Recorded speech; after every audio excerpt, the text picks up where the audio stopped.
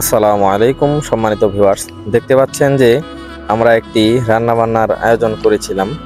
তো এই আয়োজনটি মূলত হচ্ছে এই ঈদে সবাই একত্রিত হয়েছিলাম, সেজন্যই পুনর্মিলনী একটি আয়োজন আমরা করি, যেন আমরা সবাই একত্রিত হয়েছি সেটিকে স্মরণীয় করে রাখা যায় সেই লক্ষ্যে। তো রান্নার প্রধান বাবুর্চি হচ্ছে আমাদের সম্মানিত বড় ভাই মোহাম্মদ রফিকুল ইসলাম, এবং তার সাথে আমরা হেল্পার হিসেবে অনেকেই ছিল কাউসার বলছিল যে আমি একটু লাড়াচাড়া দিই, তাহলে রান্না বেশি স্বাদ হবে। আবার মাঝে মাঝে হাবিব বলছিল যে আমিও একটু লাড়াচাড়া দিই, তাও রান্না স্বাদ হওয়ার সম্ভাবনা রয়েছে বেশি। তো হাবিবকেও আমরা দিয়েছি, সেও লাড়াচাড়া দিয়েছে। এবং হাবিব থেকে থেকে সে বলছে যে আমি একটু আগুন মিস্ত্রি হই, সেজন্য তাকে আগুন মিস্ত্রির দায়িত্ব দেওয়া হয়েছে।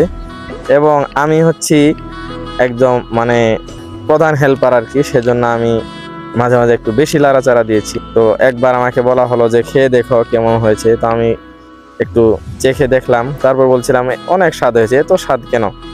তারপর হচ্ছে আবার আমাদের রান্নাবান্না শুরু হয়ে গেল। তো রফিকুল ভাই বলছিল যে একটু আবার লাড়াচাড়া দিয়ে দাও, তারপর হচ্ছে বলছে যে চাউল দিয়ে দাও, তারপর হচ্ছে আমি চাউল দিয়ে দিলাম। তো চাউল দিয়ে দেওয়ার পরেই হচ্ছে এখন আস্তে আস্তে আমাদের রান্নাবান্না শেষ। এখন হচ্ছে আমাদের বন্টন করার পালা এবং সবার সামনে পরিবেশন করার পালা। তো রফিকুল ভাইকে বললাম যে আপনি সবাইকে বেড়ে দেন। তো তারপর সে হচ্ছে সবার জন্য একটা একটা করে প্লেটের মধ্যে বেড়ে দিল। তারপর আমি সবাইকে লেবু এবং শসা এগুলো দিয়ে দিচ্ছিলাম।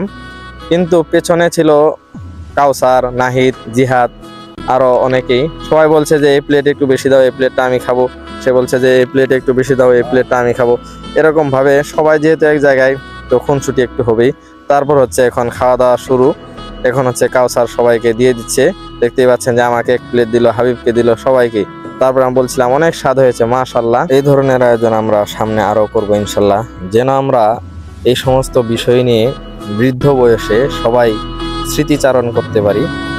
এসবই হচ্ছে আসলে মানুষের স্মৃতি হয়ে থাকবে।